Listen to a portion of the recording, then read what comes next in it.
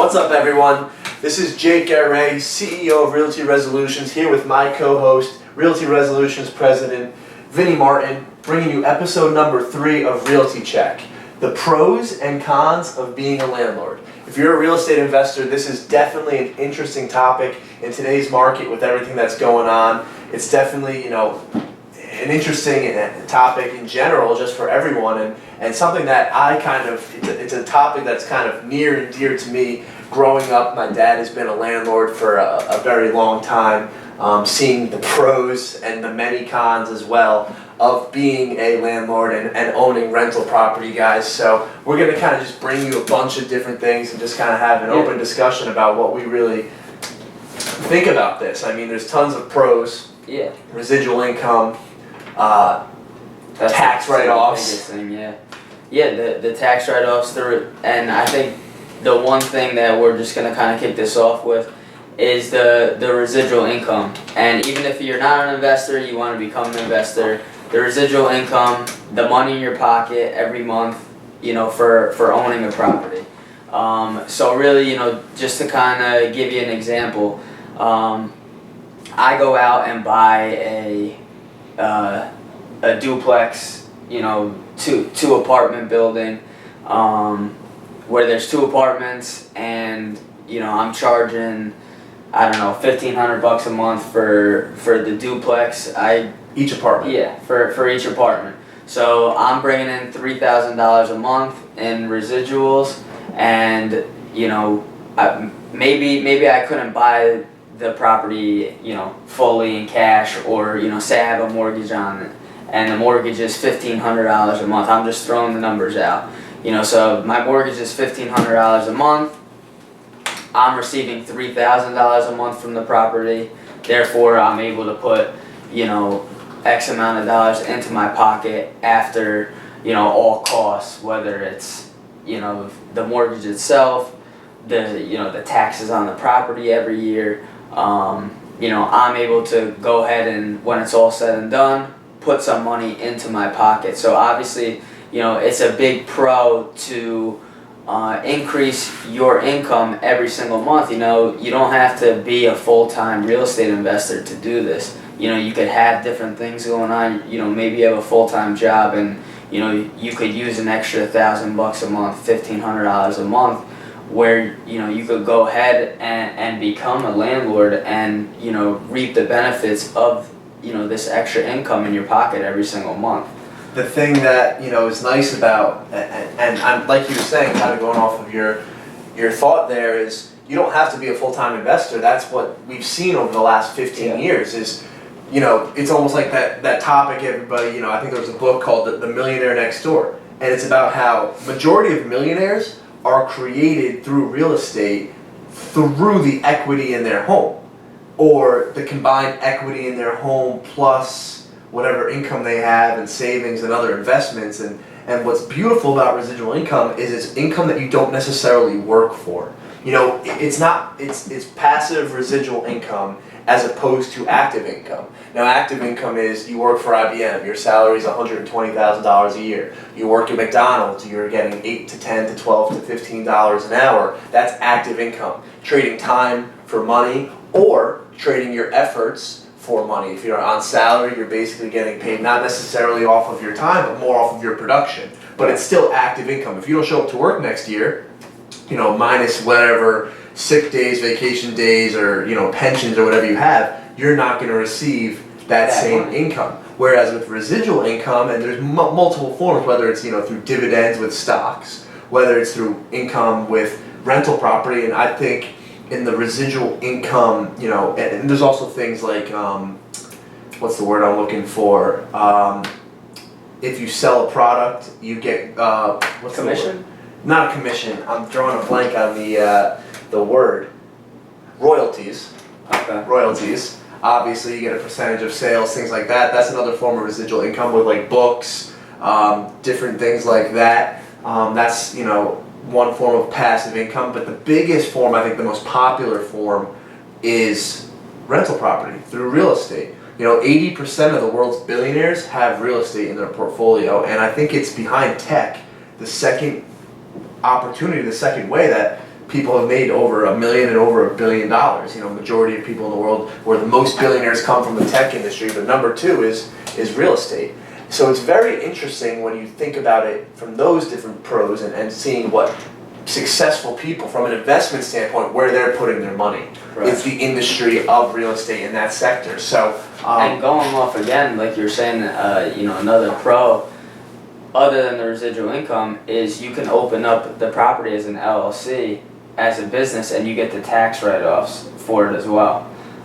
So every month or every week, you're saving your receipts, you're collecting your receipts for really anything. because as a small business owner, Yeah, and anything. Yeah, essentially, you are a small business owner as the owner of the property. You then also reap the benefits of the tax write-offs every single year. anything that's associated with running that business, so your phone bills, your car bill, anything that's associated with that is going to be a tax write-off. Now, that's just your typical entrepreneurial business owner tax benefits. There's also tax benefits that if you own real estate property as a homeowner, but you live in it as an owner-occupied house, apartment, whatever it may be, you don't get the tax write-offs. But if you do rent it out as an investment property and you identify it as an investment property with the U.S. government, there's a couple of different tax write-offs that you don't get as a owner-occupant owner. And that would be, for example, depreciation. So you get to decide over the course of the, what you basically do is you take the assessed value of the home, right? And so let's say the house is assessed, or the whole entire house is assessed at $250,000, and the land itself is assessed at $50,000. You can take that $200,000, so the $250,000, which is the total assessment, subtract the $50,000, which is the assessment on the land, and the quote-unquote improvements on the property of $200,000. I believe for residential property, it's 28 years.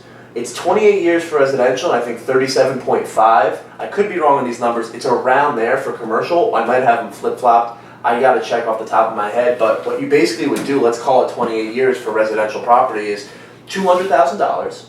You divide that $200,000 by 28, you can get to deduct that number off of your income statement every single year as a tax write-off, as well as any improvements on the home. So you need a new roof, that's a tax write-off. You need any capital improvements on the home is tax deductible when you own a property as a landlord. So there's a lot of different added benefits.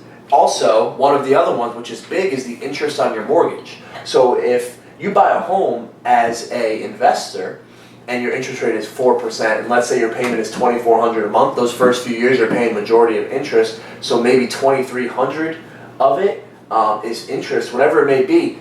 The interest on your mortgage is tax deductible, which is very interesting as well as an investment property. So there's a lot of different things to consider when buying a home, and those are in the state of New York as well. I'm not 100% sure how each of the states differentiates between each state. But that's how it works in the state of New York, which is obviously our home market. Now, some of the pros, of being a landlord, in addition to what we're talking about, is equity. You got someone like you always talk about, someone else essentially buying the equity in your home in your name. In the example you use with a duplex, if the interest or the profit each year is $1,500 or $1,000, whatever it may be, and you're putting that, or each month I should say, you're putting that right into the equity of that home, which is a beautiful thing. So not only are you gaining equity, but you also are putting some money in your pocket. The tax write-offs. Another tax write-off that I completely forgot about is a 1031 exchange, and I know for a fact this is fluid across all 50 states. You don't have to pay capital gains tax if you do what's called a 1031 exchange on a rental property. So let's say you buy an apartment building for $250,000. After capital improvements, everything like that, you sell it 15 years later for $1.5 million, and let's say your improvements and all your expenses associated with it were $500,000, so it cost you, quote unquote, $750,000. You would have to pay a percentage of that over your total income to capital gains tax. And capital gains tax is anywhere from 30 to 40%. It's a very hefty number. So by doing what's called a 1031 exchange, you identify a similar or a larger property or a group of properties where, let's say with $1.5 million, you identify a property of, maybe $3 million. And you can use the money that you make in those capital gains to go as a down payment on that next property. So there's a lot of different things that you get as an added benefit of owning a property as a landlord. Yeah. Now, there's also some cons to go along with it, and I know that we've both seen those cons firsthand. Right. Yeah, and I think a big con that a lot of people, it might just throw a red light out there and stop most people, is the responsibility, all the weight that's going to be, put on your shoulders as a landlord. You are the caretaker of the property, and I think a lot of people, I guess, to turn it into a pro, even though some people see it as a con, is just hiring a property management company to really manage the property and to deal with, I would say, the stress of a landlord, what a landlord takes on usually every single month.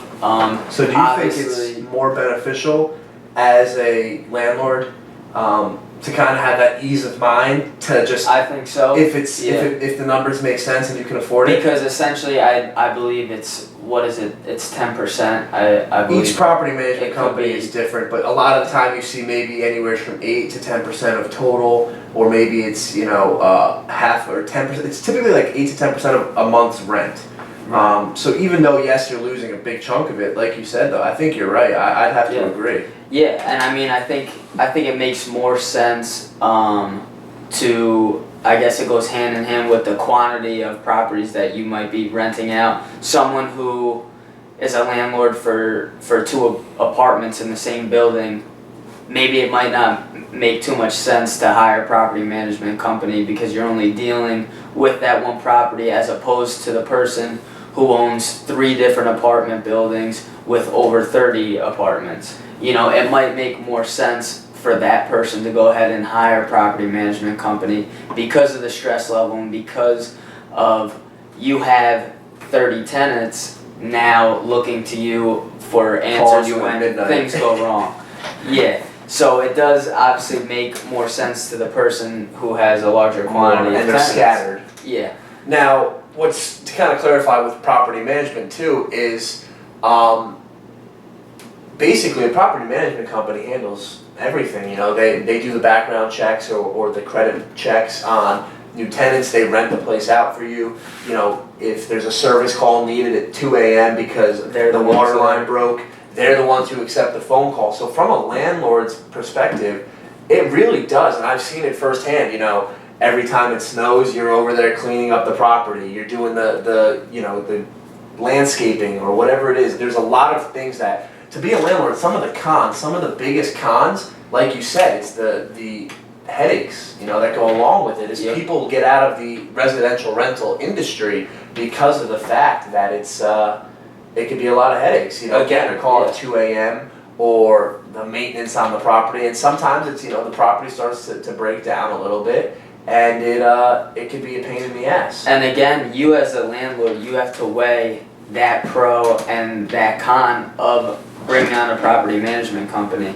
Because for me, I'd rather not deal with the headache. I'll take the loss of the 8% or the 10% to not have to deal with that headache, where I can focus on whatever else I'm doing, and that's really up to you as a landlord to say, okay, do I want to keep that 8 to 10% every month, or do I want to, I'll take that loss and I won't have to deal with the headache. So what you're saying is, as an investor from your experience and on your end of things, you're more inclined to value your time and what that time enables you to do, because the time that you normally would spend maintaining that property or talking to tenants or whatever, you're able to now go do, and maybe you're identifying new properties to buy, or maybe trying to figure out the next move in your real estate career. Yeah. So that time for you is more valuable. So that's a very interesting way to look at it. And I think if you're an investor, that's something for you to consider. Like you said, weigh the pros and cons. Maybe if you're starting out, you're buying property number one, property number two, especially in-state. I know a lot of people in-state, it's very hard for someone to say, hey, the property is 15 minutes away, how am I going to hire someone else to do that? But if it's out of state, I mean, the management in the residential industry, I think the biggest expenses are associated with the upkeep and the maintenance on the property. Of course. That's the biggest headache. I think that's what really defers and deters people from becoming a landlord. You know, because essentially, if you could just collect a check every month with a property management company, and what's beautiful about this, guys, is if you're an investor and you start out with a single family home, a $100,000 home, you can do things like refinance and use that money as a down payment on your next property, then bundle those two properties together and sell them off as a package deal, and then 1031 exchange it into a 6-unit apartment building, and then, you know, do the same exact thing 5 years later, 1031 exchange that into a 12. The beautiful thing that it sets up in the real estate industry is it allows you to progress from single family homes to duplexes and you know, maybe small apartment buildings, and then up to these bigger and bigger and bigger, all the while using the benefits and collecting an income and, you know, building equity. And then, you know, I know a lot of people who use real estate as that retirement, you know, that retirement mechanism, because you can invest in real estate with your you know, your IRAs and 401ks and things like that as well. So there's a lot of different things to do. And these are all things, guys, that we're going to bring to you as we progress. And obviously we love to hear some feedback from you as well as to what you'd like to learn more about. Whether it be, oh, I heard I can invest in a self-directed IRA. How can I do that? You know, how do I get my money to invest in real estate and become a landlord? If I can hire a property management company, build equity, do this thing called a 1031 exchange, and how does that work? And we can create a video just on that process alone. It's something we're witnessing firsthand right now. So Definitely. Any topics, anything like that we can, you know, help you guys understand more in depth, because there's so many ways to make money with real estate as an investor, and this is just one very basic. Obviously we didn't go too much in depth today on the pros and cons, and I don't know if you have anything else that you wanted to add, you know, pros, cons, anything like that. I would just say another pro that we did kind of touch on, just not as direct, is, you know, you mentioned retirement, and the big thing behind, you know, becoming an investor who is renting out, you know, real estate is the time freedom. You know, you're not, you know, once you establish so many properties where you're bringing in a comfortable income for yourself, you know, a lot of people do retire off of it, and it's like, if you can get into this portion of real estate at an age, you know, like ourselves, and you could set yourself up within, say, 10, 15 years of acquiring more and more properties, you then have that time to go ahead and do whatever else that you want to truly focus on. Grow your portfolio, you know, do whatever. It really, it provides that comfortability of, okay, I have this income where I can take care of my bills, I can take care of what I need to take care of, and now go and focus on what it is I really want to do, or the next chapter, or really whatever it is you want to do. So that's a big thing too, is, you know, obviously it can be a headache in the beginning, and getting down the road it can be a little bit more difficult, but like you said, if you start, you make the right moves, you're smart with the way you do it, and these are all things where you want to get in touch with a good realtor, someone who knows the investment end of things, you know, someone who's familiar with things like cap rates, you know, cash on cash returns, you know, what you're going to be looking for in terms of management costs, and, you know, where rental rates are, and all of these different things. There's a lot of different aspects. Does it seem complicated from an all-encompassing step back where you don't really learn anything, or you don't really know much about it yet? All these different topics. Oh, what's a cap rate? What's a capitalization rate? What's all these different... It's something where it's very, very simple. It's very, very simple once you begin to understand it, and one topic, one thing, you know, one group of understanding of a different, you know, once you understand one thing, it leads to a greater understanding of how the entire process works. So I think if you explore the option and get over that fear, the management, the evictions, bad tenants, screening tenants, all of that different things that, yes, you know, screening tenants can be, that's one con we didn't really talk about, is is evicting tenants can be a pain. It's very difficult to have to do that, to go through that system. The system is set up to benefit the tenant. It becomes very difficult for landlords to get someone out of there and then to get their money. So that's one negative part. But if you look at, like I said, if you're looking at it as a get rich quick, as a I want to make money now, it's not something that you're going to buy a house and you're going to start making thousands of dollars. Right. It's something where you have to put in the work, over time. understand it's slow, but once you, like you said, get to that 10 properties, 15 properties, it grows exponentially. Of course. So, you want to ask the question of the day? Yeah, so I mean, really after today's talk, the question of the day is if you are a landlord or looking to become a landlord, do you see it, where do you see the benefit? Do you see the benefit as we're going to hire a property management company, or do you see the benefit as I'm going to take on the load myself and I'm going to save that 8 to 10% or whatever the percentage may be per month? Interesting question. Yeah. Comment below. Let's find out. See you guys later. See you guys.